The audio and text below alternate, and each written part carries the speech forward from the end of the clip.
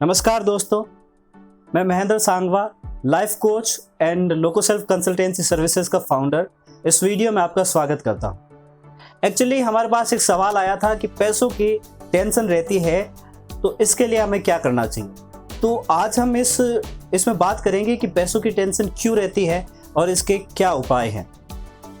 तो सबसे पहले उन लोगों को जिनको पैसों की टेंशन रहती है उन्हें ये जानने की कोशिश करनी चाहिए कि वो काम करते हैं या नहीं। मैं अगर आप ही के ऊपर कहूँ तो अगर आपको पैसों की टेंशन रहती है तो आप कुछ काम करते हैं या नहीं। अगर आप फ्री हैं, कोई काम नहीं करते हैं तो आपको पैसों की टेंशन लेने की ज़रूरत नहीं है। क्योंकि आप अगर काम करेंगे नहीं तो कुछ भी कमा नहीं पाएंगे, और अगर आप बिना कमाए पैसों की टेंशन लेंगे तो उसका कोई मतलब नहीं है।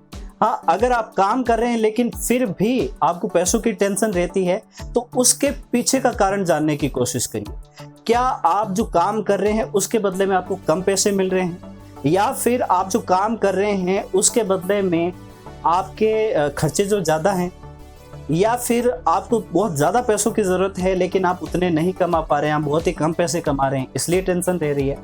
तो उसका पहले कारण पता लगाइए।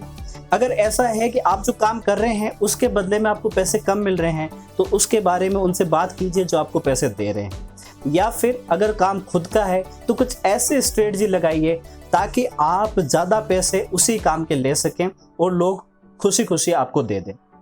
तो सबसे पहले ये जानने की कोशिश करिए कि अगर आप काम करते हैं तो आप उसको लेकर पैसों, क्योंकि जाहिर सी बात है अगर कुछ काम कर रहे हैं तो कुछ ना कुछ पैसे तो आ ही रहे हैं, तो उसके बाद भी पैसों की टेंशन क्यों है। या तो आपको पैसों की बहुत ज़्यादा ज़रूरत है, कहीं देने हैं लेकिन आपके पास पैसे है नहीं, या फिर आप जो काम कर रहे हैं उसके बदले में आपको कम मिल रहे हैं। तो इस सोर्स का पता लगाइए, इस जड़ का पता लगाइए कि ये जड़ क्या है। तो इस टेंशन को अगर ख़त्म करना है तो ये करना पड़ेगा। दूसरी चीज़ है कि आपको मनी मैनेजमेंट आना चाहिए। मनी मैनेजमेंट का क्या मतलब है कि आप जो पैसे कमा रहे हैं, जितने भी पैसे कमा रहे हैं उनको आप किस तरीके से मैनेज करके रखते हैं। मान लीजिए कि आप महीने के 10,000 कमाते हैं लेकिन महीने के 10,000 खर्च भी कर देते हैं, तो आपको मनी मैनेजमेंट नहीं आता है। क्योंकि हर एक इंसान की लाइफ में एक ना एक पल ऐसा ज़रूर आता है जब उसे पैसों की सबसे ज़्यादा ज़रूरत होती है या फिर ज़्यादा पैसों की ज़रूरत होती है। तो ऐसे में हमारी सेविंग्स ही हमारे काम आती है। मनी मैनेजमेंट के अंतर्गत आता है, सबसे पहला जो स्टेप आता है वो आता है कि आप अपने पैसों को सेविंग अकाउंट में डाल रहे हैं या नहीं। यानी कि एक ऐसा सेविंग अकाउंट जिससे पैसे तभी निकालें जब आपको उनकी बहुत ज़्यादा ज़रूरत हो, तब तक नहीं निकालें जब तक आपको उनकी ज़रूरत ना हो। तो सबसे पहले पैसों को सेव करना सीखिए। मान लीजिए आपने एक रूल बना लिया है कि 10,000 अगर आप महीने के कमा रहे हैं तो आप 2,000 जो है वो सेव करेंगे, यानी 20%। तो वो हर महीने आपको करना ही है और उस 20% को आप यूज़ हरगिज़ नहीं करेंगे। आप जो भी खर्चे करेंगे वो सिर्फ 80% यानी 8,000 के हिसाब से ही करेंगे। दूसरा है कि आप पैसों को इन्वेस्ट करते हैं या नहीं। मान लीजिए कि आप कुछ पैसे हर महीने कमाते हैं तो उनमें से करीब 5% हिस्सा आप कहीं पे इन्वेस्ट करते हैं या नहीं। ये इन्वेस्ट करना ज़रूरी होता है, क्योंकि इन्वेस्ट जब आप पैसे करते हैं धीरे धीरे वो इकट्ठे भी होते हैं और आगे जाकर वो आपको एक अच्छा इंटरेस्ट या फिर रिटर्न भी देते हैं। तो इस तरीके से आपको मनी मैनेजमेंट भी आना चाहिए। ये भी आपके पैसों के लेकर जो टेंशन है, मनी को लेकर जो टेंशन है, उसको ख़त्म करने में सहायता करेगा। अगली चीज़ है कि अगर आप कमाना चाहते हैं लेकिन काम नहीं कर रहे हैं तो सबसे पहले ये समझ लीजिए कि अगर आपको पैसे कमाने हैं तो काम करना पड़ेगा। ये मत सोचिए कि काम कोई छोटा है या फिर बड़ा है, काम आपके लायक है या फिर नहीं है, आप कर पा रहे हैं या फिर नहीं कर पा रहे हैं। कोशिश करेंगे तो हर काम आप कर पाएंगे। अगर आपको कमाना है तो एक छोटे से काम से ही सही, लेकिन आपको शुरुआत करनी पड़ेगी। अगर आपने पैसे कमाने के लिए छोटे से काम कोई करना शुरू कर दिया तो आप अपनी लाइफ में एक अधिक बड़ी ऊंचाई पे पहुंच सकते हैं, क्योंकि आपने सीढ़ियां चढ़नी शुरू की है। अगर आप चाहते हैं कि डायरेक्टली आप जंप करके छत पर चले जाएं तो ये पॉसिबल नहीं है, आपको छोटी छोटी सीढ़ियां चढ़नी पड़ेगी। अगर आपको सबसे पहले 1,000 रुपये भी मिल रहा है तो उसे एक्सेप्ट करिए, उसके बाद उसको बढ़ाते चले जाइए। धीरे धीरे जैसे जैसे आप काम करते चले जाएंगे आपकी इनकम भी बढ़ती चली जाएगी और आप फाइनेंशियली फ्री हो जाएंगे।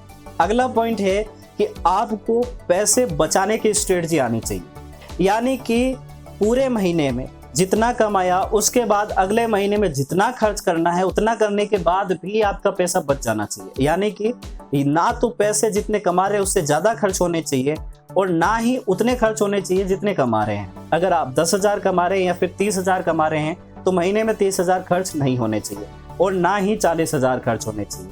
आपको हमेशा पैसे बचाने की स्ट्रेटजी पे काम करना है। यानी कि कोशिश इतनी ऐसी करनी है कि अगर आप 1,000 भी बचा पाए लेकिन हर महीने आपको कुछ ना कुछ बचाना है।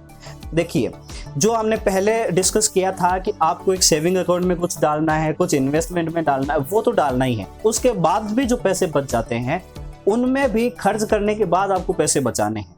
जब आपके अंदर ये थॉट डेवलप होगी, जब आपके अंदर ऐसा प्रोसेस डेवलप होगा जो पैसे बचाने की तरफ ध्यान देगा, तो आप 100% फाइनेंशियली फ्री हो जाएंगे, क्योंकि हर महीने आपके पास कुछ ना कुछ बचेंगे जो अगले महीने में एड ऑन होते जाएंगे और उसके बाद एक टाइम ऐसा आएगा जब आपके पास पैसे खर्च करने के लिए होंगे और पैसे बचे हुए भी होंगे। अगला पॉइंट है कि अगर आप पैसों को, मनी को लेकर टेंशन में हैं तो ये कोई खेल नहीं है। पैसा सिर्फ मेहनत से कमाया जा सकता है, इसलिए मेहनत पे फोकस करें।